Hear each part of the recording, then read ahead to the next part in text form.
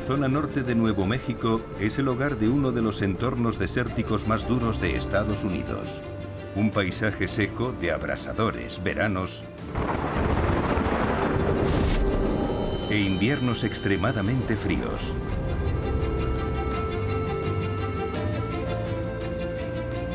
Pero hace unos 1000 años, uno de los pueblos nativos de Estados Unidos, los llamados indios pueblo, se asentaron aquí. En un remoto valle de la cuenca de San Juan, establecieron su gran centro de poder, en el Cañón del Chaco. Era uno de los lugares sagrados de Norteamérica y el corazón de una floreciente y sofisticada civilización. En torno al año 1100 después de Cristo, esta misteriosa civilización desapareció. El cambio climático y las duras sequías alejaron del cañón a sus habitantes. En su lucha por la supervivencia, algunos recurrieron a la violencia y al asesinato. Existen muchas formas de violencia que se han ido extendiendo en el tiempo. Pero hay pruebas de algo todavía más impactante. Conducidos por la desesperación, algunos no solo mataron a sus enemigos. En un foso hallaron huesos utilizados como alimento para sus guisos. Es posible que el colapso del Cañón del Chaco provocase la aparición de uno de los mayores tabús de la historia de la humanidad, el canibalismo. Lugares sagrados. El Cañón del Chaco.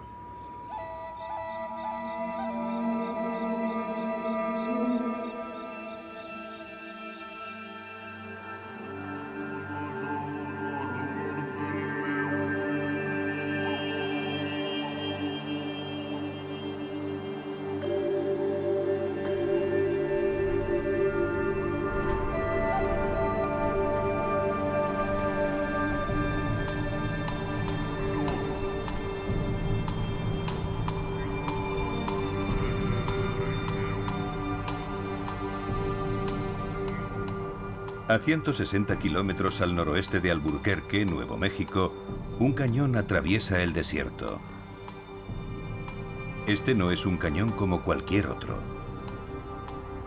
Aquí se encuentran numerosas ruinas de estructuras antiguas. Fueron construidas hace muchos siglos. Sus restos son extensos, apanalados con cientos de habitáculos. También hay recintos circulares, lugares ceremoniales conocidos como kivas. Estas construcciones o grandes casas fueron el hogar de una civilización sofisticada.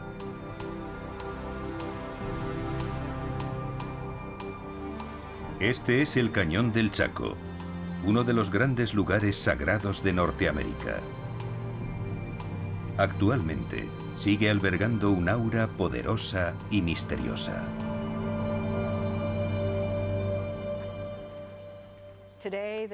A día de hoy hay visitantes que llegan y se quedan fascinados. No por la arquitectura o la arqueología en concreto, sino por el lugar. El propio paisaje te atrae. Es un lugar muy importante. Tal vez los antiguos habitantes del cañón sintiesen eso mismo, que era un lugar importante e incluso una zona sagrada. En torno al año 1000 después de Cristo, el Cañón del Chaco era el corazón de la civilización de los indios pueblo.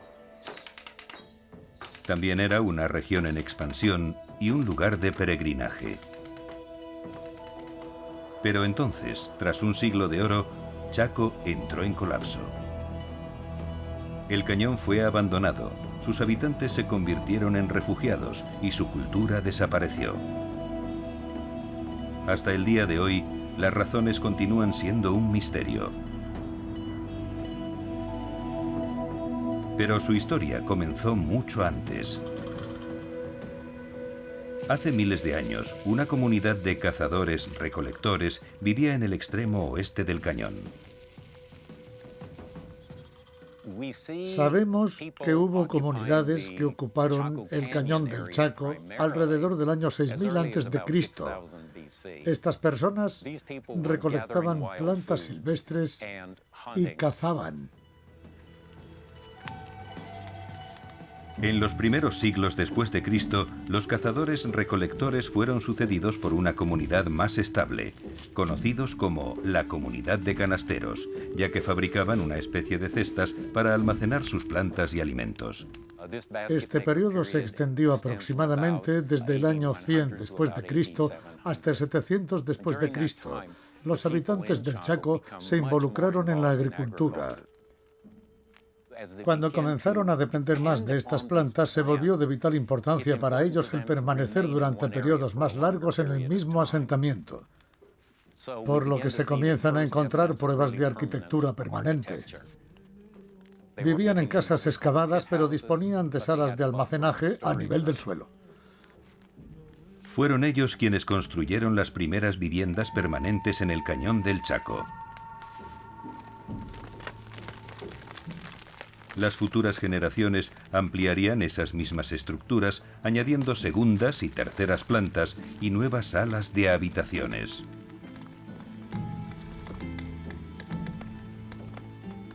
Las expandieron en forma de monumentales estructuras de piedra, mucho más grandes e imponentes que cualquier otra edificación de la región.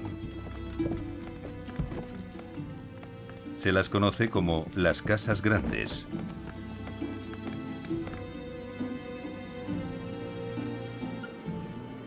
Chetroquetl.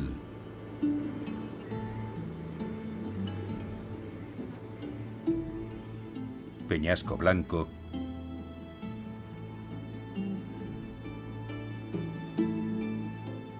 Y el poderoso Pueblo Bonito, entre otros. Estas son las construcciones de los nativos americanos más sorprendentes de todo el continente.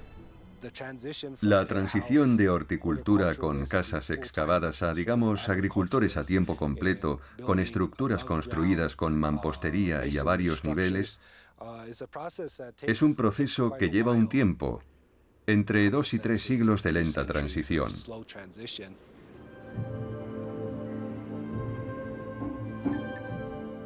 Mediante el uso de equipamiento electrónico, los arqueólogos han encontrado pruebas de construcciones subterráneas.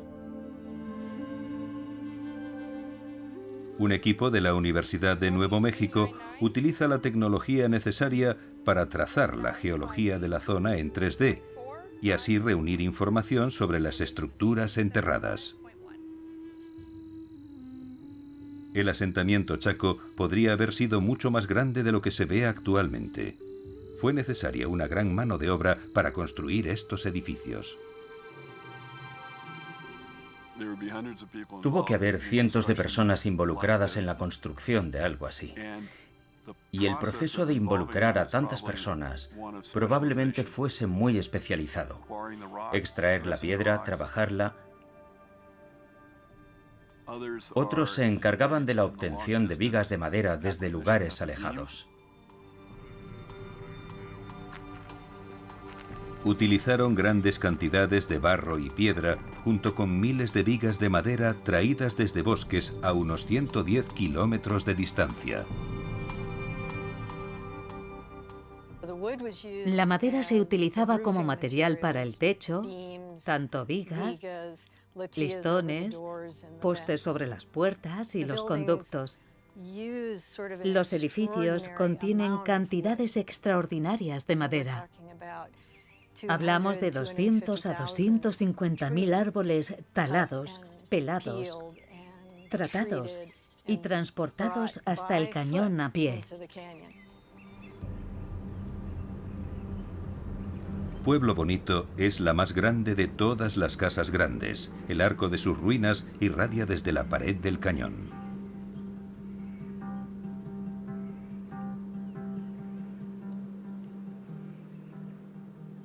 Esta arquitectura es lo que ahora llamamos arquitectura de las casas grandes. La gran casa que ha sido completamente excavada es la de Pueblo Bonito. Es posible que en algunas partes de la edificación hubiese hasta 3 plantas. La razón por la que creemos que la construcción está arqueada y dispuesta en la dirección en la que está es porque se convirtieron en recolectores solares. En invierno atrapaban el calor del sol. Con la puesta del sol en el horizonte, su calor llegaría justo hasta el interior de las casas y los propios edificios ayudaban a mantener el calor dentro.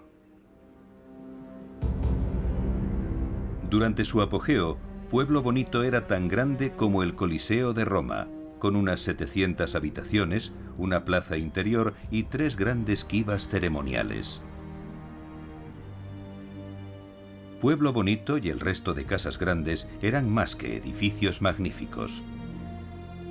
Alguien debía controlar su construcción. Los expertos creen que una poderosa élite residía en las casas grandes. Eran los líderes que gobernaban sobre el cañón del Chaco y que rendían homenaje a los habitantes ordinarios, los comunes, quienes vivían en pequeños asentamientos dispersos por el cañón y las zonas circundantes. El día a día en las casas grandes seguramente fuese muy diferente al resto.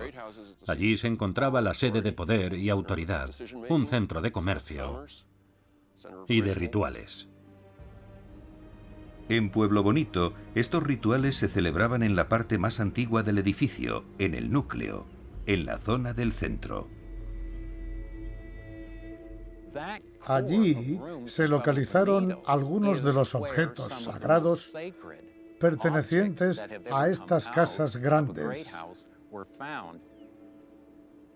Era la residencia, pero también contaban con una zona sagrada y en ella los sacerdotes ejercían su poder. Los arqueólogos creen que los sacerdotes y los gobernantes del Chaco utilizaban estas ceremonias para intimidar y controlar al pueblo. Basaban su poder en conocimientos secretos. Y puede que este conocimiento procediese de fuera del Chaco.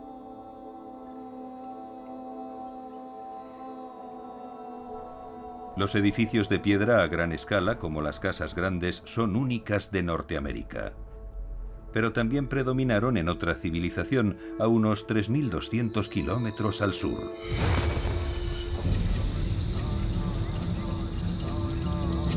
Las majestuosas ciudades mayas continúan reinando en las junglas de Centroamérica.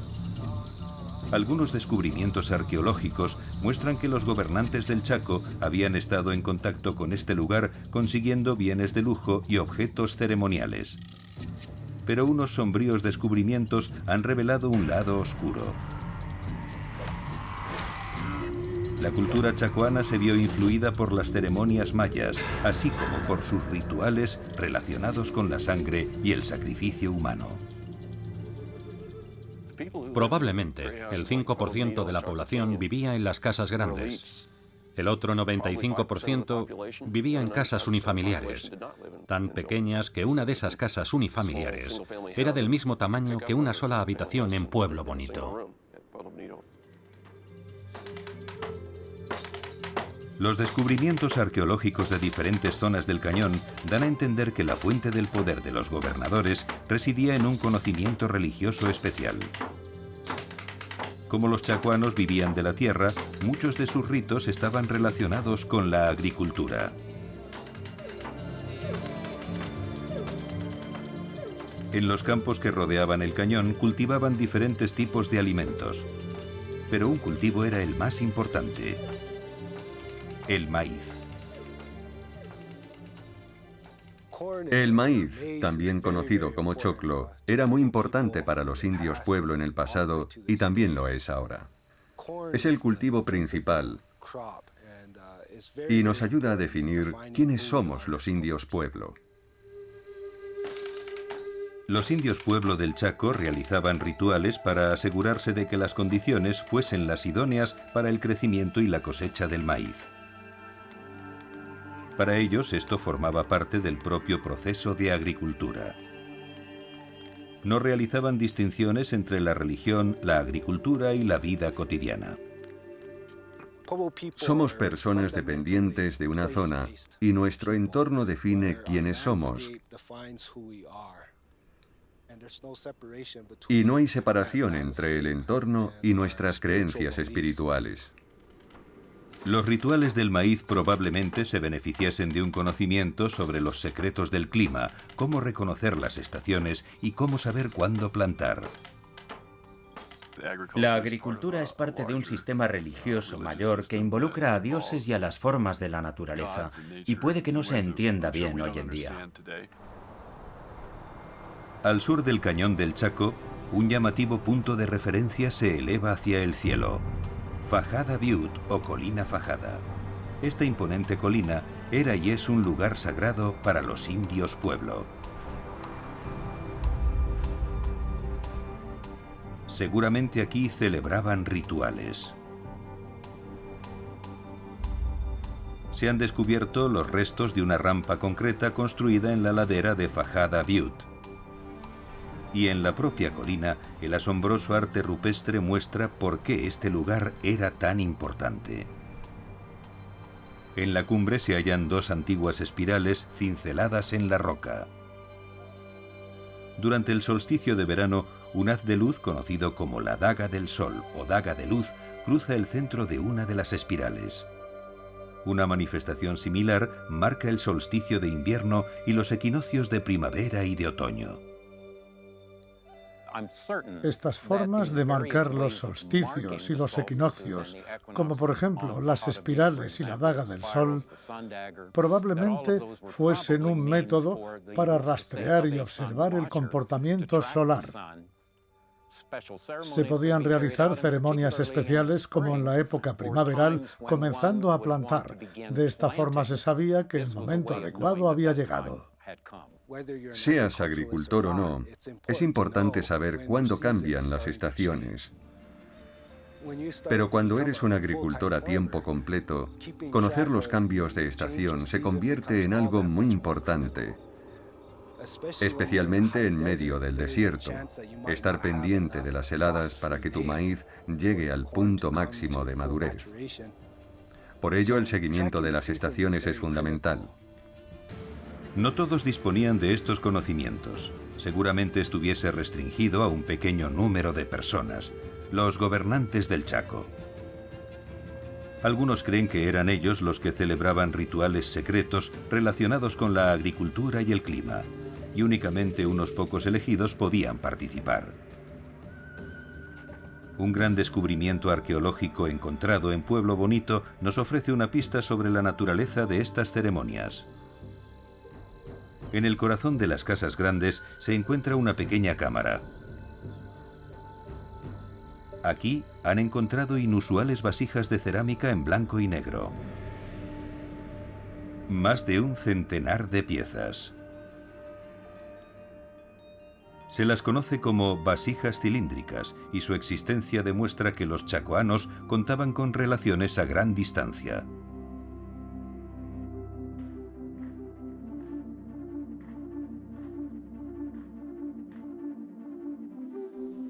Algunas de las vasijas se encuentran en la institución Smithsonian del Museo Nacional de los Indios Americanos. El antropólogo John Kettner ha descubierto una relación directa entre estas creaciones y la civilización maya a unos 3.200 kilómetros al sur del Chaco. Hay una similitud extraordinaria entre estas vasijas cilíndricas de Pueblo Bonito en el Cañón del Chaco y las vasijas cilíndricas mesoamericanas. Comparándolas, podemos decir que pudieron tener algún tipo de relación. Hay algo más sobre las vasijas que muestra esta conexión con la cultura maya. Algunas tienen restos de un alimento exótico: el cacao. Las semillas de cacao, o granos de cacao, se utilizan para la fabricación del chocolate. Los cacaoteros no crecen en el suroeste estadounidense. Esta planta tropical es nativa de los bosques de Mesoamérica. Es posible que procediese de la tierra maya. Esta es una prueba de las relaciones comerciales a larga distancia desde el Cañón del Chaco hasta las ciudades mayas. Junto a los alimentos exóticos vinieron las criaturas exóticas. Se han encontrado cráneos y plumas de guacamayos macao en Pueblo Bonito. La comunidad desértica del Chaco parece estar a un mundo de distancia de las junglas mayas. Pero de algún modo, estas dos civilizaciones se conocían y comerciaban la una con la otra. Pero el cacao no se utilizaba solo para su consumo. Al parecer, los gobernantes del Chaco adoptaron una ceremonia religiosa maya: espumar y beber chocolate. De hecho, los mayas escribieron en las vasijas que se utilizaban para crear espuma en las bebidas de cacao. Y lo conseguían al trasvasar el cacao o el chocolate una y otra vez de una a otra vasija, para así formar la espuma. Esto fue un descubrimiento increíble, porque lo que significaba es que era posible que el cacao se estuviese importando hacia el cañón del Chaco desde un lugar a miles de kilómetros de distancia. Puede que los chacoanos tomasen bebidas de cacao del mismo modo que se hacía en Mesoamérica. En el cañón del Chaco, al igual que en el mundo maya, la ceremonia del cacao y beber chocolate solo era para la privilegiada clase gobernante. Todo indica que recelosos salvaguardaron el conocimiento y las prácticas que habían adquirido de los mayas. Es posible que creyeran que su destino era gobernar el Chaco, y que solamente ellos poseían el conocimiento secreto necesario para interceder ante los dioses y así asegurarse de la continua prosperidad de la comunidad. Tenían el cometido de gobernar en toda la región. Y así es como funcionaban. Había familias nobles que gobernaban, plebeyos que trabajaban y se beneficiaban, o al menos eso creían de los gobernantes. En la segunda mitad del siglo XI, los líderes supervisaron un nuevo auge de la construcción en Chaco. Engrandecieron las casas grandes y construyeron nuevas quivas ceremoniales. Esta rápida expansión pareció repentina e intensa. La construcción de las quivas sugiere que se vio inspirada por la religión. La pregunta es, ¿por qué? ¿Qué hizo que los chacoanos expandiesen su poder y sus estructuras al mismo tiempo? Algunos expertos creen que recibieron una señal de los dioses. En torno a la época del auge de la construcción, alguien dejó un excepcional jeroglífico en Chaco. En el extremo noroeste del cañón del Chaco se encuentra una colina sobresaliente. En el techo de la zona colgante hay 3 símbolos pintados en la roca: la huella de una mano, una media luna y una estrella roja de varias puntas. Los arqueólogos sospechan que estos símbolos tenían un significado específico. Esto no es fortuito. Fue deliberado. Esta roca se encuentra a unos 9 o 12 metros de altura y hablamos de peñascos escarpados. Hay una gran intención y precisión en este arte rupestre, al igual que en la arquitectura o la posición y la localización de algunas de las construcciones. Muchos creen que los símbolos registran un sensacional evento de los cielos, algo que ocurrió en el año 1054 durante la fase de la luna creciente. Una nueva y gigante estrella apareció en el cielo. Las crónicas chinas la describen con un color blanco rojizo con rayos fluyendo en todas direcciones. Con un brillo 6 veces superior al de Venus, estuvo visible en el cielo durante 3 semanas de día y de noche.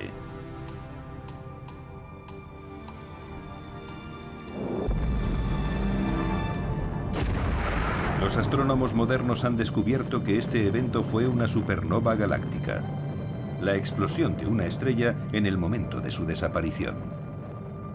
Los restos de esta supernova siguen siendo visibles a día de hoy. Se la conoce como la nebulosa del Cangrejo. Para los chacoanos, este evento fue como si los propios dioses hubiesen hablado a través de esta estrella. Puede que esta sea la razón por la que dibujaron una estrella y una luna en estado creciente. Y los astrónomos nos confirman que la relación entre la estrella y la luna es lo bastante acertada en la representación de cómo se vería el cielo en el año 1054, cuando esta supernova explosionó. Esto sería bastante notable para una sociedad que prestaba tanta atención a aquello que ocurría en el cielo. Pero la supernova no fue el único objeto celestial que apareció. 12 años después, el cometa más famoso de todos visitó el cielo del Chaco. El cometa Halley. Esto también inspiró obras de arte rupestre. Justo por debajo de la pictografía de la supernova nebulosa del Cangrejo se encuentra una serie de círculos concéntricos más leves y difíciles de ver, con lo que parece ser una cola de fuego por detrás. Los astrónomos han señalado que tal vez indiquen el paso del cometa Halley por el cielo en torno al año 1066 después de Cristo. La supernova y el cometa podrían dar explicación al extraordinario auge de la construcción que tuvo lugar en Chaco en aquel momento. Si observamos el desarrollo de la arquitectura del cañón del Chaco, lo que veremos es que algunos edificios se expandieron durante el periodo posterior al año 1054 y poco después del año 1066, cuando aparece el cometa Halley. La más impresionante de todas las nuevas estructuras es un gran espacio ceremonial, la gran kiva de Casa Rinconada. Kiva es una palabra que se utiliza para designar a las habitaciones circulares excavadas en el suelo, con una escalera de acceso o con entradas a los lados, con una profundidad de hasta 3,5 metros. Probablemente formaban parte de las casas de familias nobles. Son las últimas y las más sofisticadas de las casas excavadas, que es donde vivieron durante miles de años. Con el paso de las generaciones, aumenta el uso de mampostería. Las habitaciones redondas, pequeñas, forman parte de una casa familiar. Y eso es lo que vemos en lugares como Pueblo Bonito. Se vivía el día a día y se celebraban los rituales. Se utilizaban para rituales religiosos que unían a toda la comunidad.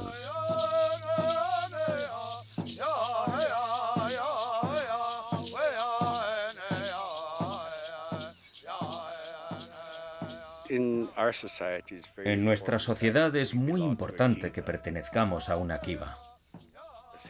La sociedad kiva es solo para los hombres y no es machista ni nada por el estilo. Es la forma en la que siempre ha sido. Durante los meses de invierno realizamos bailes y ceremonias. Los bailes se celebran en las kivas durante la noche. Son bailes sociales. Se transmiten de una generación a otra. Y siempre digo que no se deben modernizar los bailes. Debemos hacerlos como se hacían hace muchos, muchos años.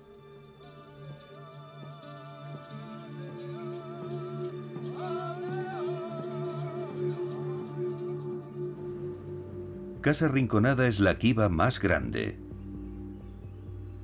Cuenta con unos 19 metros de diámetro y en su momento tuvo un techo como cubierta. Algunos análisis de árboles del lugar revelan que datan del año 1054, el mismo año que la supernova. Para los indios pueblo, esta gran kiva podría haber servido como salida de escape a una nueva dimensión. Creían que los humanos llegaban a este mundo desde el inframundo al trepar por un junco hueco hacia un agujero en el cielo. En Casa Rinconada, los habitantes presenciaron este fenómeno viendo cómo un misterioso ser emergía desde el subsuelo. Para aquellos espectadores, es probable que aquel visitante enmascarado pareciese un miembro del inframundo. Esto, de algún modo, es como una especie de magia kiva. Se accede a la kiva desde el subsuelo. Esto es muy importante en términos de los viajes a través del tiempo y a través de varios inframundos hasta el mundo presente de los indios pueblo.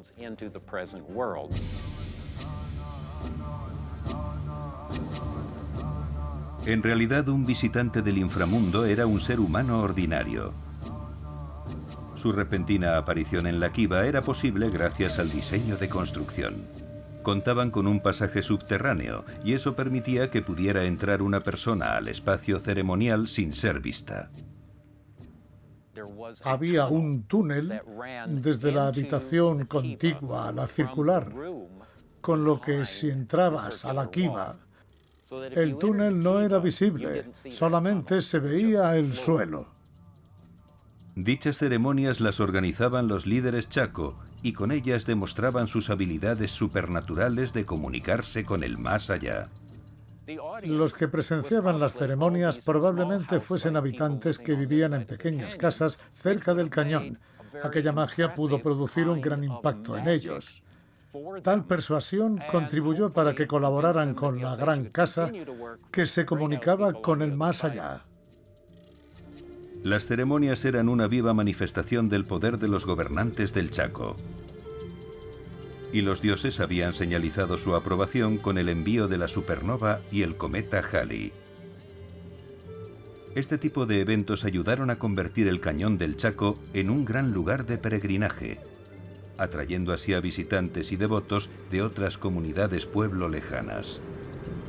Las condiciones meteorológicas favorables en los siguientes años parecían la prueba de que los dioses estaban a su favor.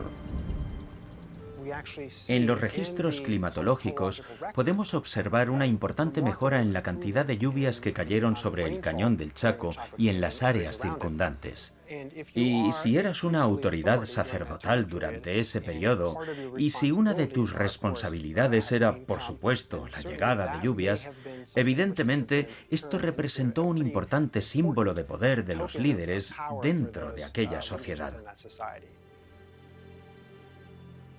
Con abundantes lluvias, la comunidad del Chaco florecía como nunca antes.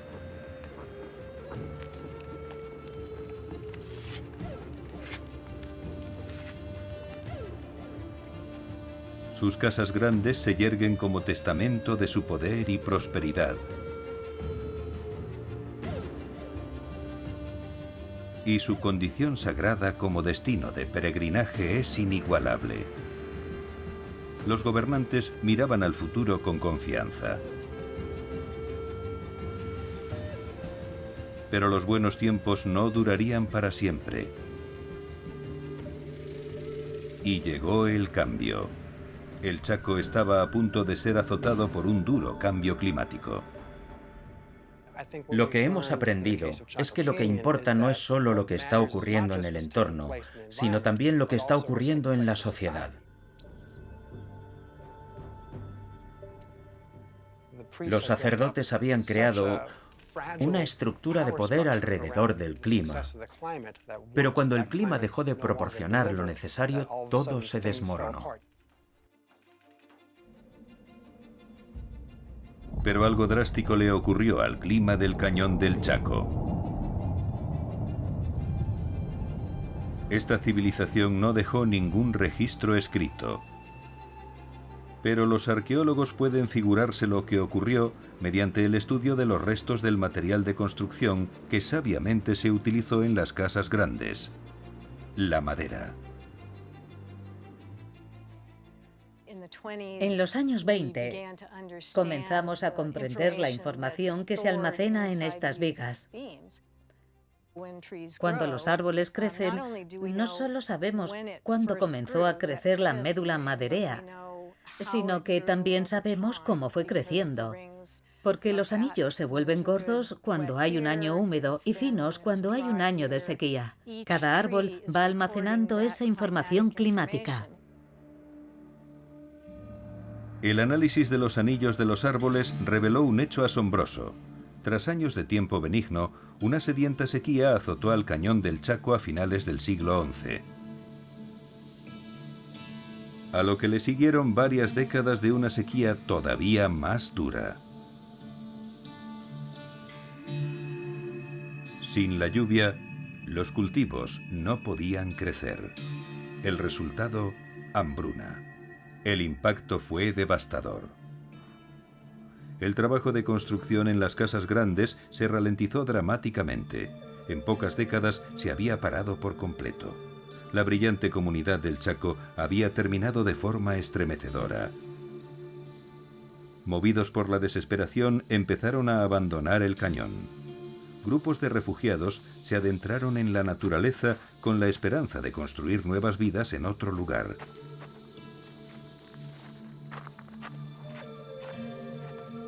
Muchos de estos refugiados viajaron a una nueva comunidad que se había desarrollado a unos 100 kilómetros al norte.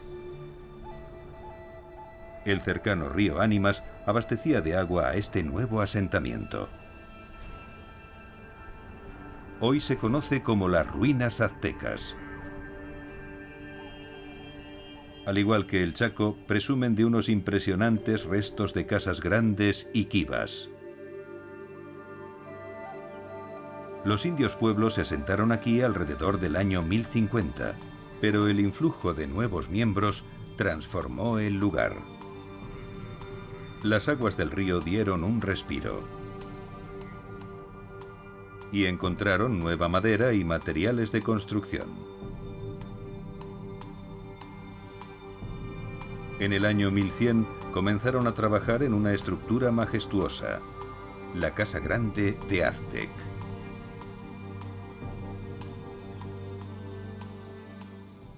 Es evidente que Aztec es una sucesora.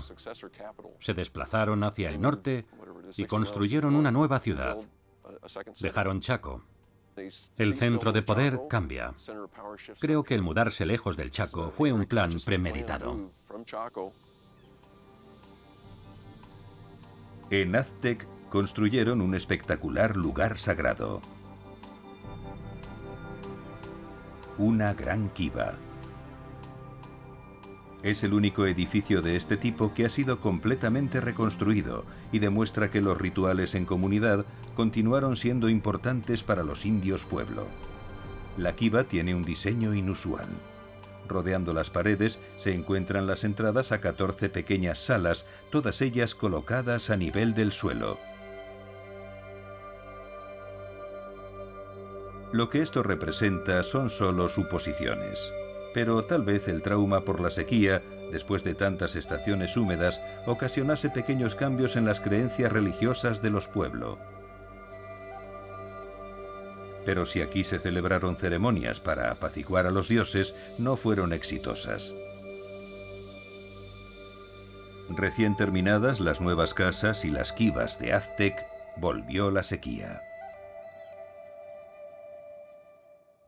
Hubo otra gran sequía, desde el año 1130 hasta 1180, perjudicando mucho a Aztec.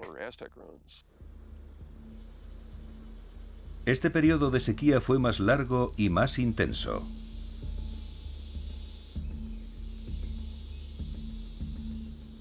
Las familias abandonaron las casas grandes.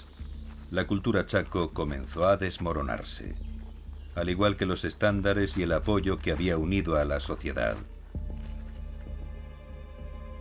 Se han encontrado inquietantes pruebas de este colapso en las ruinas del Cañón del Chaco.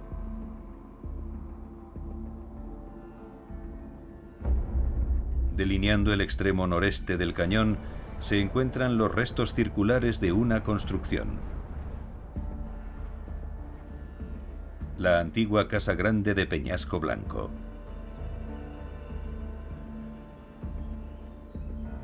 En una de las habitaciones, los arqueólogos descubrieron una pila de huesos humanos rotos y carbonizados.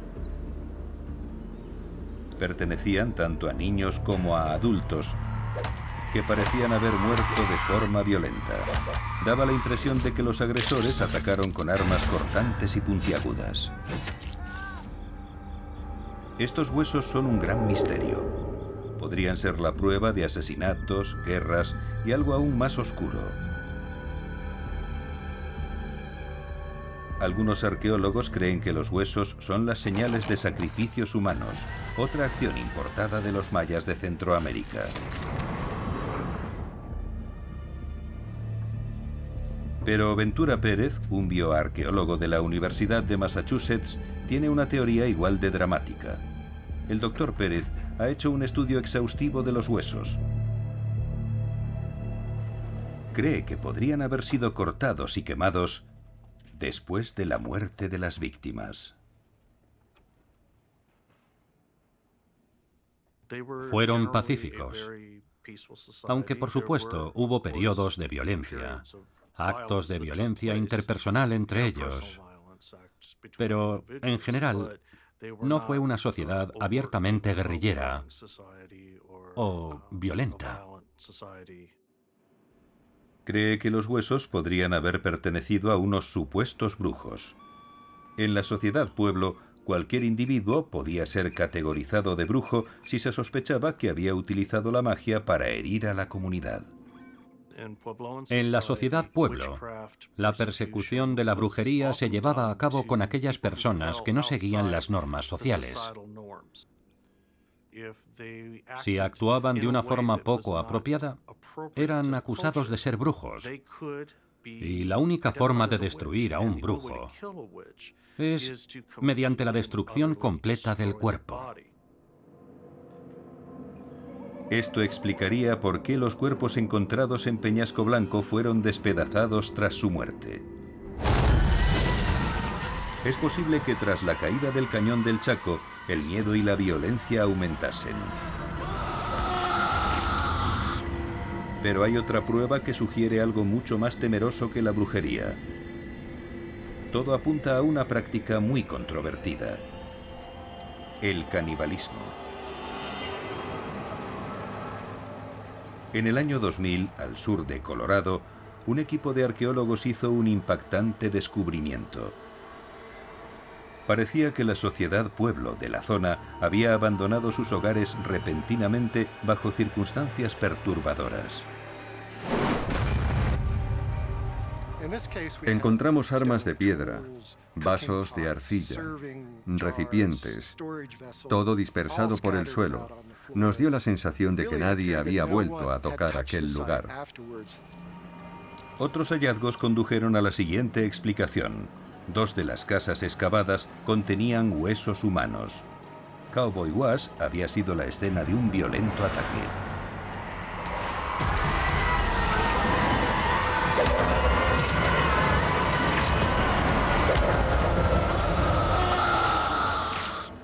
Creemos que los huesos que encontramos eran de las personas que vivían allí, miembros de una familia, que ese hogar y todos los hogares de la comunidad habían sufrido un ataque, fueron asesinados o capturados e incluso algunos escaparon.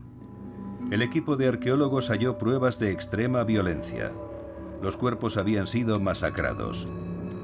Los asesinos los habían decapitado y desmembrado.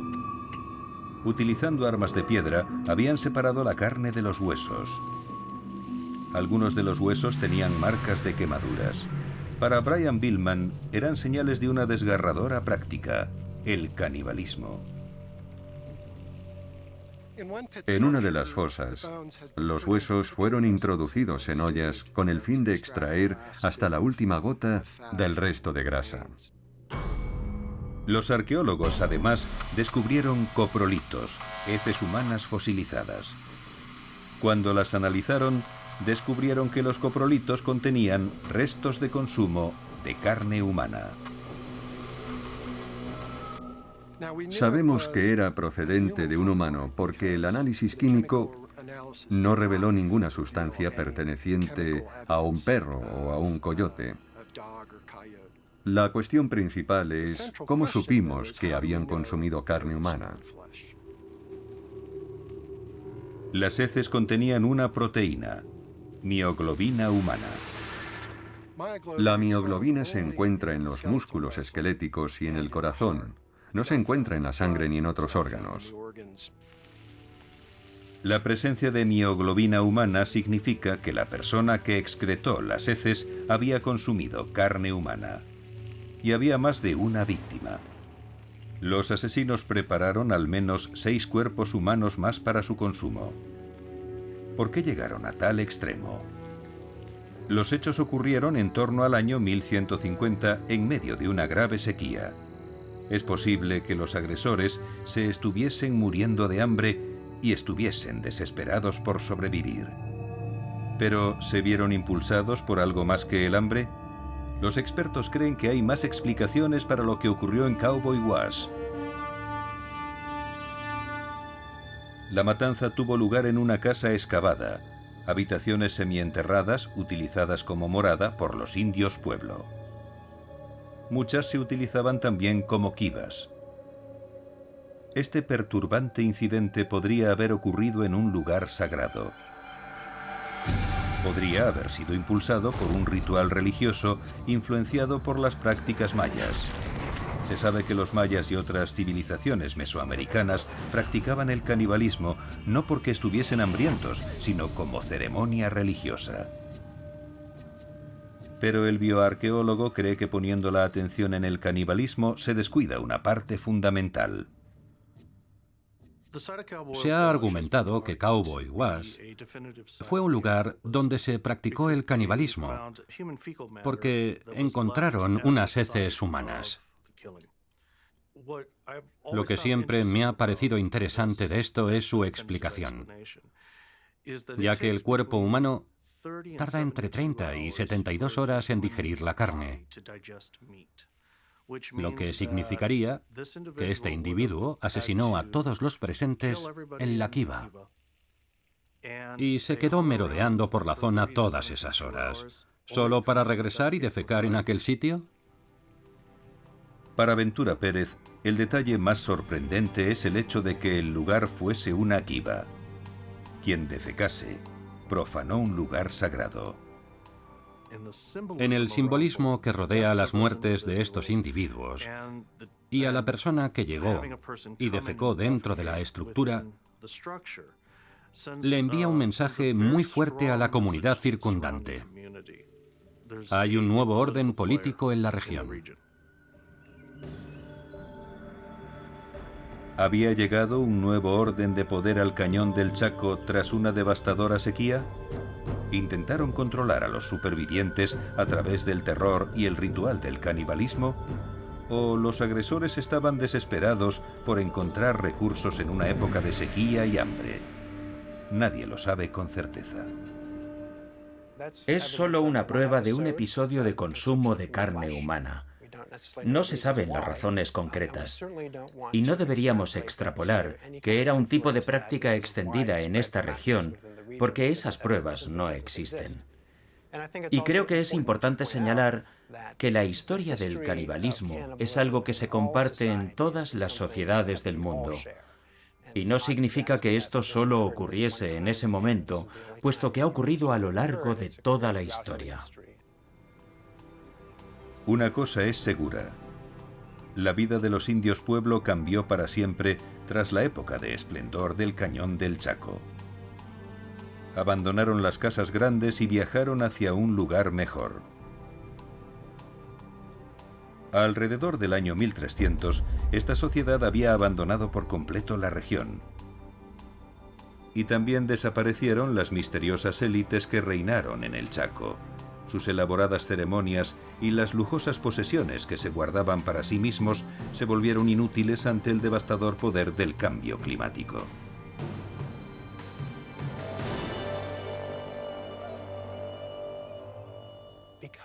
La vida de los indios pueblos se desarrolló sobre unas bases muy frágiles, dependientes completamente del clima. Cuando el clima cambió y llegó la sequía, todo comenzó a desmoronarse.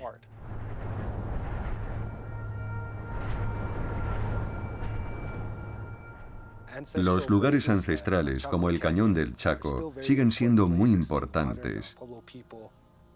Son como huellas del pasado, lugares en los que nuestros ancestros vivieron para que nosotros existiésemos ahora. Siguen siendo muy importantes para la comunidad pueblo, no solo por el relato de quienes éramos en el pasado, sino por continuar definiendo quiénes somos en el presente. Estas historias se han contado durante mucho tiempo y se han aprendido muchas lecciones gracias a ellas.